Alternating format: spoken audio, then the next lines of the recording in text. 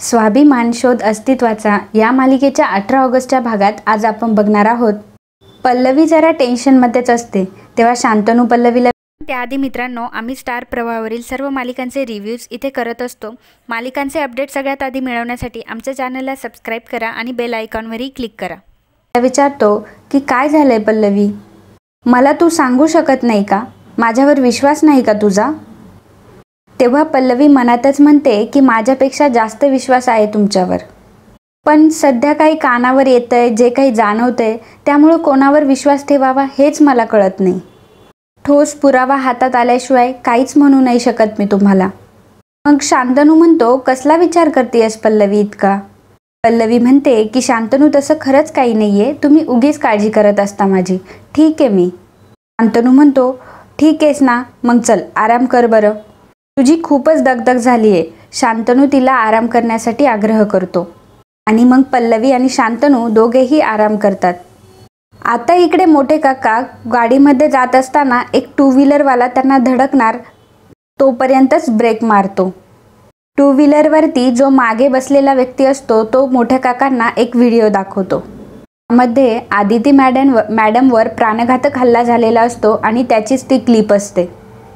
ते बघून मोठे काका घाबरतात आणि गडबडतात आणि त्याला मोठ्याने विचारतात की हे तुझ्याकडे कसं काय आलं? ते माणसं काहीच बोलत नाही. मोठे काका गाडीतून खाली उतरेपर्यंत ते माणसं तिथून निघून जातात. आता पुष्पाताई इकडे रूममध्ये मोठ्या आईची खोली झाडत असते आणि ती झाडत असताना एक कागद पुष्पाताईंच्या हातात पडतो. कागद हातात पडल्यावर पुष्पाताई तो कागद हातात घेऊन मोठ्या बाईसाहेब असं ओरडत सुटते. तेवढ्यात पल्लवी तिथे येते आणि विचारते की काय झाले पुष्पाताई, तुम्ही मोठ्या आईंना का शोधताय? पुष्पाताई म्हणतात, अहो त्यांच्या खोलीत झाडून घेतलं ना तेव्हा हा कागद मिळाला. इंग्रजीत लिवलंय सगळं, त्यामुळे महत्वाचा वाटला म्हणून त्यांना देऊ वाटला मला. नाहीतर परत किरकिर करायच्या, मला काय येतंय तेव्हा. पल्लवी म्हणते, बघू दे मला तो कागद, आणि पल्लवी तो कागद वाचते. कागद वाचून तिला आश्चर्याचा धक्काच बसतो आणि ती मनात विचार करते की आदिती मॅडमनी प्रॉपर्टीवरचे हक्क का सोडले असतील? कशासाठी केलं असेल हे सगळं काय सुरू आहे ना, मला काहीच कळत नाहीये. ती तसाच विचार करत तिच्या रूममध्ये येते. ती म्हणते की हे काय चाललंय सगळं, या सगळ्या मागे ना खूप मोठा गोंधळ असणार आहे. आदिती मॅमने असे हक्क का सोडले असतील? आता थांबण्यात काहीच अर्थ नाहीये. मला आता आदिती मॅमशी बोलावंच लागेल. आणि असं म्हणून पल्लवी आदिती मॅमला फोन लावते. फोन काही लागत नाही. तेव्हा ती विचार करते की मला पार्ट 2 MHGचे पुस्तकं आणायचे आहेत. त्यांना भेटतेच, पुस्तकंही घेऊन येते आणि त्यांच्याशी बोलते पण. आणि असं म्हणून पल्लवी आदिती मॅमकडे जायला निघते. आता ती घाई गडबडीत तिथून जात असताना शांतनू तिथे येतो आणि त्यांच्या दोघांची टक्कर होते. शांतनू तिला म्हणतो की क्षीरशेखर, काय चाललंय तुमचं, बरी आहेस ना तू? आणि असं म्हणून तो हसायला लागतो. शांतनू म्हणतो की पल्लवी बघ, मी तुला क्षीरशेखर म्हणून गेलो आणि मला लग्नाआधीचे दिवस आठवले. तू अशीच मला कायम धडकायची आणि आपण कितीतरी वेळा भांडत असायचो. मला वाटलं होतं की मिसेस सूर्यवंशी झाल्यावर तरी बदलशील, पण नाही. बरं काय झालंय तुला? मी गंमत करतोय अगं. शांतनू तिला विचारतो की कुठे निघाली आहेस? पल्लवी म्हणते की MA पार्ट 2 ची पुस्तकं आणायला चालली. त्यावर शांतनू म्हणतो, ठीक आहे मी येतो ना तुझ्यासोबत. त्यावर पल्लवी म्हणते की नाही मी जाईल रिक्षाने. शांतनू म्हणतो, ठीक आहे पण लवकर ये. असं म्हणून पल्लवी तिथून निघून जाते. आता इकडे मोठे काका म्हणतात की सुपर्णा, त्या व्यक्तीला आदितीच्या हल्ल्याविषयी संपूर्ण माहिती आहे. माझी गाडी अडवून ती व्हिडिओ मला दाखवण्यापर्यंत मजल गेली आहे त्या व्यक्तीची. मोठी आई म्हणते, अहो पण तुम्ही ओळखलं कसं नाही त्याला? तुम्ही त्याचा चेहरा नाही पाहिला का? मोठे काका म्हणतात, अगं त्याने हेल्मेट घातलं होतं, वाऱ्यासारखा आला आणि वाऱ्यासारखा निघून गेला. एवढ्या घाई गडबडीत कसा गाठणार होतो मी त्याला? नशीब आपल्या ड्रायव्हरला तरी काही कळलं नाही त्यातलं. मोठी आई म्हणते, पण तुम्हाला काय वाटतं कोण असेल तो? मोठे काका म्हणतात, मला काहीच अंदाज येत नाही, पण मला ब्लॅकमेल करणं हाच त्याचा हेतू असावा, एवढं मात्र खरं. मोठी आई म्हणते, आता हे कसलं विघ्न आहे? प्रदीप भाऊजींना त्या माणसाला शोधायला सांगितलं होतं, शोधलं का त्यांनी? काका म्हणतात, प्रदीपवर एखादं काम सोपवलंय आणि त्याने ते सहजपणे केले, असं कधी झालंय का? मलाच आता ते काम हाती घ्यावं लागेल असं दिसतंय. मोठी आई म्हणते, तुम्हाला काय करायचं ते करा, पण लवकर करा. हा माणूस तुमच्यापर्यंत पोहोचलाय म्हणजे उद्या आपल्या घरापर्यंतही पोहोचेल आणि ते आपल्याला कोणत्याही परिस्थितीत परवडणार नाही. आता पल्लवी इकडे म्हणते की आदिती मॅमला भेटायला आले आणि त्यांचा फोनही लागत नाहीये नीट. कुठे गेल्या असतील त्या? मालमत्तेवरील हक्क सोडणे, असं घरातून निघून जाणे, हे सगळं काय चाललंय काहीच कळत नाहीये मला. आता ज्योती आणि आदित्य तिथून चाललेले असतात. तेवढ्यात त्यांची नजर पल्लवीवर पडते आणि ते दोघेही लपून बसतात. ज्योती म्हणते, प्रभू काकाचा इथे दुसरा फ्लॅट आहे आणि इथे आदिती काकू राहते. ती नक्कीच आदिती काकूंशी बोलायला आली असणार आहे. तर आदित्य म्हणतो, नक्कीच काहीतरी गडबड असणार आहे. आता पल्लवी इकडे फोन लावत असते. फोन काही लागत नसतो आणि ज्योती तिच्यावर नजर ठेवून असते. आता इकडे मोठ्या काकू मोठ्याने आवाज देत असतात की मेघना, पल्लवी, विभावरी कुठे गेल्या सगळ्या? तेवढ्यात धावत पळत मेघना आणि विभावरी तिथे येतात. मोठी आई म्हणते की घरातल्या कामांना काहीच शिस्त राहिलेली नाहीये. आता मी कामं वाटून द्यायची ठरवली आहे. जा पटकन पल्लवीला बोलून आण. मेघना पल्लवीला बोलवायला जाते. त्यावर मोठी आई म्हणते की आता मी सांगेल तशीच कामे व्हायला पाहिजे. यावर विभावरी म्हणते, हो हो मी म्हणाल तसं. तेवढ्यात मेघना धावत पळत येते. ती म्हणते, मोठी आई पल्लवी नाहीये घरात. मोठी आई म्हणते, अगं असेल घरात कुठेतरी, शांतनूला विचार बरं.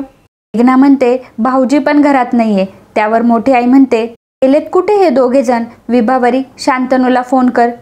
मग मेघना म्हणते, हे काय आलेच भाऊजी. शांतनू तेवढ्यात तिथे आलेला असतो. त्यावर मोठी आई म्हणते की कुठे गेला होता तुम्ही दोघे जण? पल्लवी कुठे? त्यावर शांतनू म्हणतो, माझ्याबरोबर नव्हती, मी वेगळ्या कामासाठी गेलो होतो. तो सांगतो की मोठी आई तिला MA पार्ट 2 ची पुस्तकं हवी होती, त्यामुळे ती ते आणायला गेलीये. मोठी आई म्हणते, अच्छा ती पुस्तकं आणायला गेलीये का? आणि किती वाजता गेलीये? शांतनू म्हणतो, 5 वाजता गेलीये. त्यावर मोठी आई म्हणते, ठीक आहे. पुस्तकं आणायला गेलीये की कामे टाळायला गेली ती? नाही म्हणजे काल बबनला राखी बांधायला गेली होती ती. काही न सांगता असं निघून जाणं घरातून चांगलं दिसतं का? त्यावर शांतनू म्हणतो की नाही मोठी आई, ती मला सांगून गेली होती ना. तर मोठी आई म्हणते, तुला सांगितलं, आम्हाला नाही सांगितलं. आम्ही नाही आहे का कोणी तिचे?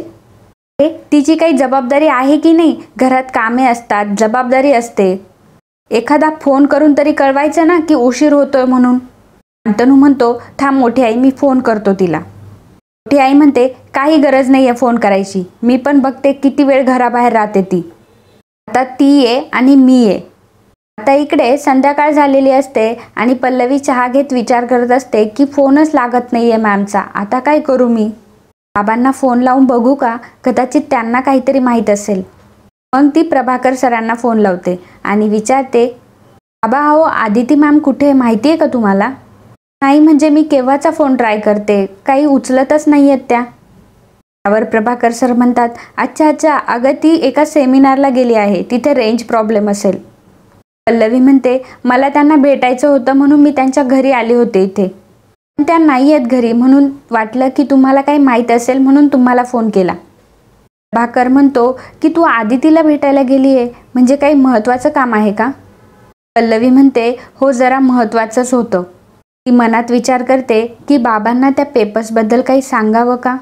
कदाचित त्यांना काही माहीत असेल, पण नको, आदिती मॅमला बोलूनच सगळं काही समजून घेईन त्यांच्याकडून. तोपर्यंत बाबांशी काहीच बोलायला नको. पल्लवी म्हणते, अहो बाबा कॉलेज संदर्भात एक महत्त्वाचं काम होतं, पण ठीक आहे मी बोलेल त्यांच्याशी नंतर. ठेवते असं म्हणून पल्लवी फोन ठेवून देते. आता इकडे सगळेजण पल्लवीची वाट बघत असतात. खूप उशीर झालेला असतो आणि पल्लवी आलेली नसते.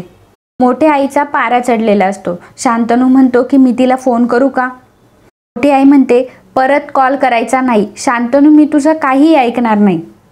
अजिबात कोणी फोन करायचा नाही, येऊ देत तिला. मोठी आई तिथेच एरझारे मारत असते आणि घरातले सगळेजण टेन्शनमध्ये असतात. मोठी आई प्रचंड रागवलेली असते. तेवढ्यात ज्योती मोठी आई शेजारी येते. म्हणते, मोठी आई तुला माहिती आहे का, आज मी घरी येताना पल्लवीला बघितलं. कुठे होते माहिती का? आदिती मॅडमकडे. आणि ज्योती तिथे घडलेला सगळा प्रकार सांगत असते आणि खूप रंगवून सांगत असते. मग काय, आता मोठी आई तर प्रचंड चिडते. विभावरी म्हणते, मोठ्या बाईसाहेब, मोठ्या जाऊबाई तुम्ही तुमच्या खोलीमध्ये बसता का? पल्लवी आली का मी तिला तुमच्याकडे पाठवते. मोठी आई म्हणते की एकदा सांगितलेलं कळत नाही का? ती आल्याशिवाय मी इथून हलणार नाही. आता असं म्हटल्यानंतर सगळेजण शांत बसतात. मोठे काका म्हणतात की पल्लवी तिच्या मर्जीनेच घरी येणार आहे, आपल्याला तिचा स्वभाव माहिती आहे ना. प्रभाकर म्हणतो की वहिनी तसं नाही आहे हो, ती कामात कुठेतरी अडकली असेल. मोठी आई म्हणते पल्लवी तुमची कितीही लाडकी असेल ना तरी भाऊजी आज तुम्ही तिची बाजू घेऊ नका. हो तिने शांतनूचाही फोन उचललेला नाहीये, मग आपण तिला फोन करायचे का? ती काही जबाबदारी नाहीये का? येऊ दे तिला, मला पण बघायचे. अडकली होती ते. प्रदीप म्हणतो बाप रे 8 वाजलेत अजूनही आली नाही ती. म्हणते अहो भाऊजी 8, 9, 10 किती वाजले तरी तिला थोडी फरक पडणार आहे. सूर्यवंशी कुटुंबाची सून आहे याचं तिला भान सुद्धा नाहीये. काहीही झालं तरी उलट उत्तरं द्यायची, नाती जपायची म्हणायचं आणि नात्यांचा मान नाही ठेवायचा. अशी मुलगी आहे ती, हेच तिचे संस्कार. शांतनू देखील शांत बसतो. शांतनूचंही काही चालत नाही. काही वेळातच पल्लवी तिथे आलेली असते. पल्लवी सगळ्यांचे चेहरे बघते, सगळे टेन्शनमध्ये असतात. शांतनू म्हणतो अगं पल्लवी काय हे किती उशीर. तेव्हा पल्लवी म्हणते शांतनू तुम्हाला काय सांगू. असं म्हणताच ती घरात यायला निघते. तेवढ्यात मोठी आई म्हणते थांब पल्लवी. मोठी आई तिच्या जवळ जाते आणि म्हणते एक पाऊल जरी घरात टाकलं ना तर खबरदार. प्रभाकर म्हणतो अहो वहिनी ती कुठे गेली होती सांगेल ना आपल्याला, आधी तिला आत तर येऊ द्यात. त्यावर मोठी आई म्हणते ती आत येणार नाही, आज रात्रभर ती घराबाहेरच राहणार आहे. त्यावर पल्लवी म्हणते काय झालंय मोठी आई, एवढ्या का रागवल्यात तुम्ही. मोठी आई म्हणते अरे वा छान छान, याला म्हणतात चोराच्या उलट्या बोंबा. आता हीच मला विचारते की एवढं काय झालं म्हणून.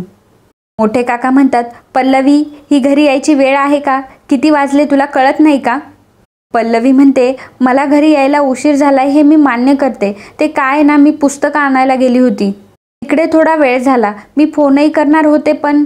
तेवढ्यात मोठी आई म्हणते म्हणून काय मग किती पण वाजेपर्यंत बाहेर राहशील का. त्यावर पल्लवी म्हणते अहो मोठी आई मी म्हणते ना की मला उशीर झाला यायला, मी मान्य करते ना, पण असं दारातच अडवणं त्यात काय एवढं.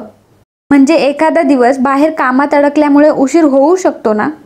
याचा अर्थ असा नाही होत की मी माझ्या जबाबदाऱ्या आणि कर्तव्य विसरली आहे आणि घराण्याच्या प्रतिष्ठेची मला किंमत नाही असं तर नाहीच नाही. उलट असा कधी एखादा प्रसंग आला तर तुमचा विश्वास असायला हवा माझ्यावर. त्यावर मोठी आई म्हणते विश्वास आणि तुझ्यावर विश्वास ठेवायचा का आम्ही. मोठी आई म्हणते खरं सांग पल्लवी कुठे गेली होतीस, नक्की पुस्तके आणायला गेली होती की दुसरं काही. आणि तू जर दुसरीकडे कुठे गेली नसेल ना तर मी हात जोडून सगळ्यांची माफी मागेल. सांग कुठे गेली होती. आता पल्लवीला मात्र काय बोलावं ते सुचत नाही.